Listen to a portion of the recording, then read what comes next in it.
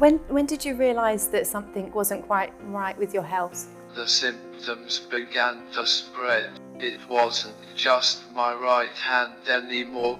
It started affecting both arms. At what point did your mindset change? It's important to stay focused and not let the diagnosis drag you into a mental spiral. And Danny, what would you say to someone that's listening to this podcast today who's recently received a diagnosis of MND?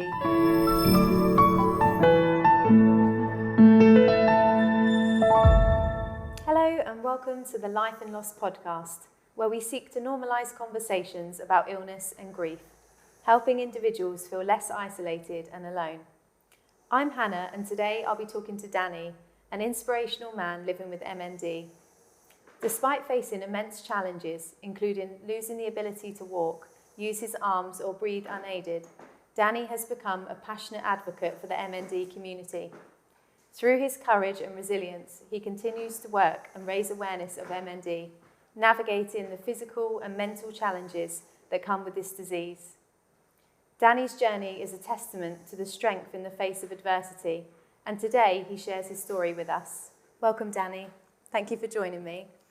Can you tell me, what was your life like before diagnosis? Thank you for having me on your podcast and giving you an insight into MND. Life before MND was good, but feels like a distant memory. I was always working, this happy-go-lucky guy. I was confident. Some would say cocky, but I enjoyed life and remained passionate about my work as an estate agent in the property industry. Please don't hold that against me. Sometimes, it feels like I'm being punished for it now. But honestly, I stayed fit, played football and golf. We enjoyed family holidays and did what any normal family would do. We would go out for dinner and explore new places. Looking back, I realize how lucky I was spending valuable times with my children. I always pushed myself, always stayed focused, and kept learning. I strived to be the best in my field. This drive and determination have carried me through and, I believe, helped me through the dark times. Despite the challenges, this mindset has been a source of strength, almost a distraction, allowing me to navigate difficult periods and continue moving forward. When did you realise that something wasn't quite right with your health? We were on a family holiday in Lanzarote when the children were young, and one of them always wanted to ride in the pushchair. I remember it clearly. As I tried to lift and fold the pushchair, something felt off. My right hand seemed weak, but I attributed it to an old injury. Before the holiday, I had played a round of golf with a work colleague who got a bit too enthusiastic while driving the buggy, mistaking the fairway for a racetrack. The buggy ended up rolling, causing us to fall onto my right shoulder. We laughed about it and took the obligatory photos with the rolled buggy, but I realized I had actually hurt myself. After returning from the holiday, I began obsessively Googling my symptoms, trying to self-diagnose like some kind of nerve specialist. A few weeks later I noticed muscle wasting between my fingers, which only fueled my anxiety. I was eventually referred to a neurologist, but the fear of the unknown consumed me. Despite undergoing blood tests, MRI scans, nothing definitive was found. Interestingly, I already knew a little about MND because I had worked with an amazing woman called Lorraine. She was an incredible person, and I witnessed her decline without knowing what MND was. More coincidentally, my neighbor had been diagnosed with MND about a year or so before me. I remember doing the ice bucket challenge with him in mind, not knowing my time was to come. When having my tests, I was told the likelihood of two young men living on the same road contracting MND was astronomical. Before our diagnoses, we had both undergone extensive renovations to our homes and believed that during that time, the environmental changes were the catalyst for our illness. The problem is that there is no single diagnostic test for MND. Diagnosis is a process of elimination, which is mentally torturous. Each appointment and test brought a mix of hope and dread. The uncertainty of whether I had peripheral nerve damage or a terminal disease plunged me into a dark place. I was trapped in this agonizing limbo for almost 2 years. During this time, the symptoms began to spread. It wasn't just my right hand anymore, it started affecting both arms. My grip weakened, and simple tasks became challenging. That's when I knew I was in serious trouble. The process of waiting for a diagnosis felt like an eternity, a relentless roller coaster of emotions. Eventually, the neurologist confirmed my worst fears. The diagnosis was MND, and hearing those words felt like a death sentence. It's been 11 years since then, and the journey has been incredibly difficult. The initial shock gave way to a long process of coming to terms with the disease and finding ways to cope with its progression. Throughout these years, I have had to adapt to many changes in my life. Activities I once took for granted became increasingly difficult.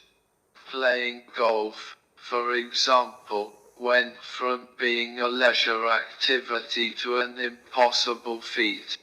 Even everyday tasks required significant effort and adjustments. My family has been my rock during this time, providing support and encouragement, but the emotional and physical toll has been immense.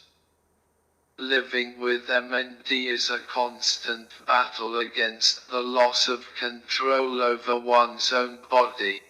Each day brings new challenges, and the uncertainty of what the future holds can be overwhelming. Despite this, I strive to find moments of joy and normalcy, cherishing the time spent with my loved ones. Reflecting on the past 11 years, I realized the importance of resilience and the human spirit's capacity to endure. While the journey has been marked by immense struggle, it has also been a testament to the strength of the bonds that hold us together. The support from family, friends, and the medical community has been invaluable, helping me navigate this challenging path. When you received your diagnosis of MND in 2013, what was your initial reaction and the emotions you felt? I remember being referred to the John Radcliffe Hospital in Oxford. As I drove up, A wave of nervousness washed over me. Deep down, I knew what was coming. By this time, I had scoured the internet, completed Google, which I wouldn't recommend, and exhausted all other possibilities. When the consultant finally delivered the news, I felt nothing. I thought I had prepared myself, but I just sat there pretending it was okay, knowing it wasn't. The reality of my diagnosis didn't really hit me until I was driving home. My thoughts immediately went to my children. I had lost my dad when I was 8, and my kids were about the same age. I didn't want to miss their childhoods. Growing up without my dad was something I never fully recovered from, especially at such a vulnerable age. I didn't want that to happen to them. I couldn't bear the thought of my children going through the same pain and confusion I had experienced. I cried the whole way home, trying to process what had just happened, replaying it over and over in my mind. The weight of the diagnosis, the uncertainty of the future, and the fear of what was to come overwhelmed me. Prognosis is 3-5 years. I'd read it's a truly horrific illness. I wouldn't recommend it. What do? Prepare my will and wait or attack it head on? I did neither. I hid behind this confident and cocky property guy mask, telling clients and colleagues I had a bad hand, avoiding shaking hands, and shrugging off comments and constant questions as if it didn't matter. But on the inside, I was broken, often crying myself to sleep and hiding from the inevitable. Not talking about the fear which consumed me. The facade of confidence was my shield, my way of coping with the harsh reality. I became adept at pretending everything was fine, even when it wasn't. My professional life continued, and I maintained the appearance of a successful, unaffected individual. However, the burden of my secret was always there, weighing heavily on my heart and mind. But as it spread, it became more difficult to hide. The nights were the hardest. Alone with my thoughts, the fears and worries I had suppressed during the day would come rushing back. I felt isolated, trapped in a situation I couldn't change, despite my best efforts to appear strong. Looking back, I have many regrets. I wish I had been stronger and could have shrugged it off, but you can never truly prepare yourself for a terminal diagnosis, no matter what the illness. The journey through denial, fear, and eventual acceptance is deeply personal and painful. I've come to realize that it's okay to show vulnerability, to reach out for support, and to acknowledge the impact such news has on your life and the lives of those you love. True strength isn't in pretending it doesn't affect you. It's in facing reality and finding a way to move forward despite it. Since being diagnosed, I've experienced many special moments I never expected. I've gotten married to my beautiful wife Annabella, enjoyed holidays, and continued to work, consistently proving people wrong. I started my MND Foundation, and I've watched my children grow and mature into the most amazing teenagers. Well, most of the time. I've seen more of life than I ever thought possible since my diagnosis, which I'm grateful for. We've now reached the halfway point in this interview. If this episode resonates with you, know that you are not alone. Our hope is that by sharing these stories, we can help just one other person living with a life-limiting illness feel less isolated. If you are able, share your thoughts by commenting below. I read a comment that you'd written, Danny, where you said that you would sit quietly, shut your eyes and just try and convince yourself that it was all just a nightmare, a bad dream. Was this a coping mechanism that you had? As I've just mentioned, I do anything to distract myself from motor neurone disease. Work is one way. Putting together a sale or purchase for someone is still exciting, though I can't celebrate like I used to. Keeping my mind busy means less time to think about MND, and that's my coping mechanism, even if it's harder to hide now. The wheelchair, ventilator, and my caring entourage might give it away. My outlook has changed. I used to shut my mind and pretend it was a bad dream, but now I envision hugging my wife and kids, walking the dog, or kicking a ball around with my son. These may seem like simple things to some, but they are massive goals for someone like me. I accept that I may not beat MND, but I'm not ready to give up. It almost defeated me in 2020 when I had pneumonia, but things are different now. My perspective is different. We are in a better place with better support, including the invaluable help of Annemiek, whose role is supported by Forest Holme. We've improved my diet, adjusted my medication, and added supplements to try to protect my motor neuron cells, all in an attempt to hang on long enough for a cure to be found.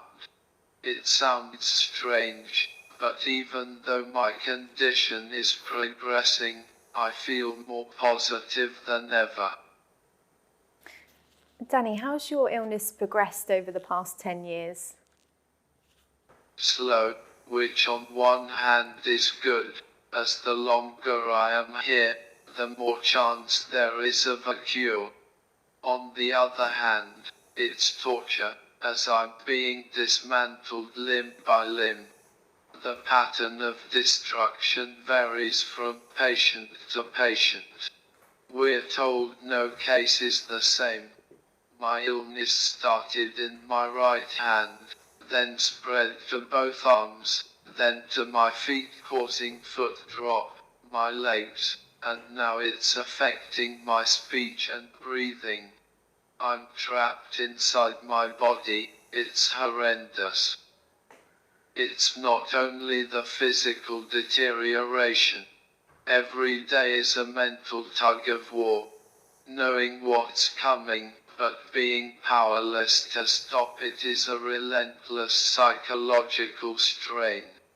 The illness strips away your independence and dignity, making you reliant on others for the most basic tasks. The mental fortitude required to face each day is immense, as you grapple with the inevitable progression. The strange thing is, over time, I've normalized it in my mind. What initially seemed unbearable has now become a part of my daily existence. I've come to accept, in a way, the gradual loss of my physical abilities.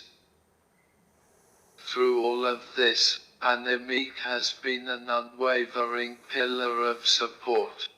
Her empathy and knowledge have been a lifeline, helping us navigate the darkest moments. Has anything about motor neuron disease surprised you? Not really. I had Googled it for 2 years prior to my diagnosis. I was like an MND wizard before I was told I had it. I've always taken things as they come. When you try to map it out in your head, you don't account for the mental battles you have to endure. It affects relationships and friendships, and personally, it's taken so much from me. MND has stolen the precious moments we often take for granted. I haven't been the husband, father, or son I wanted to be and still want to be. I've had to adapt every step of the way and continue to do so. I thought I was strong, but this tore me apart. The relentless progression of MND has forced me to constantly adjust to new limitations and challenges. Each day brings new hurdles, and I have had to learn how to navigate them, often feeling like I'm losing parts of myself in the process. Despite all this, I believe MND has made me a better person. It has stripped away the distractions and superficial concerns that once lived rent-free in my mind. Now, I see everything clearly. The things that truly matter stand out in stark relief against the backdrop of this disease. Being trapped within my own body has given me the time to think deeply and reevaluate my life and situations. I've gained a profound appreciation for the small joys and simple moments that I once took for granted. This forced introspection has allowed me to grow and become a better person. So initially, you were shying away from the disease and carrying on as normal, and recently you're speaking publicly about motor neuron disease, and you've organised several charity events. At what point did your mindset change? In 2017, I founded Danny's MND Foundation with the initial goal of funding my participation in a critical drug trial in America, which continues to provide me with essential medication. However, a severe bout of pneumonia in 2020 opened my eyes to broader issues within the MND community. MND patients face a daunting reality, a severe lack of support and understanding about their disease. The quality of care often depends on one's location, creating a postcode lottery where access to essential services is inconsistent and unfair. I frequently hear heart-wrenching stories of patients left without adequate support. Some patients struggle to get approved for necessary care services, while others, without a robust support network, become isolated, severely impacting their mental health.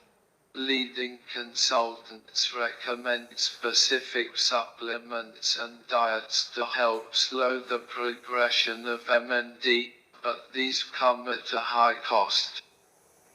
We aim to ensure that every MND patient has access to a dedicated support network, regardless of where they live. This includes raising funds for specialized charities like Forest Holme and other MND-related support networks. I am very passionate about creating an access-for-all system for care, treatments, and transparency regarding drug trials, especially in light of the recent miracles data, which may be a story for another day. You sound like you've got an incredibly resilient mind. What keeps you going and what keeps you positive? First and foremost, it's my family that drives me. There is no better motivator than family. I'm also motivated by the challenge of overcoming MND. I'm competitive by nature and don't like losing. This is a massive challenge with daunting odds, but I thrive on those odds. We've already faced immense obstacles, and the journey with MND is far from over. Despite the relentless nature of this disease, we are dedicated to pushing the boundaries of what's possible. We actively collaborate with experts, explore innovative solutions, and strive to redefine what can be achieved. Standing still isn't an option for us.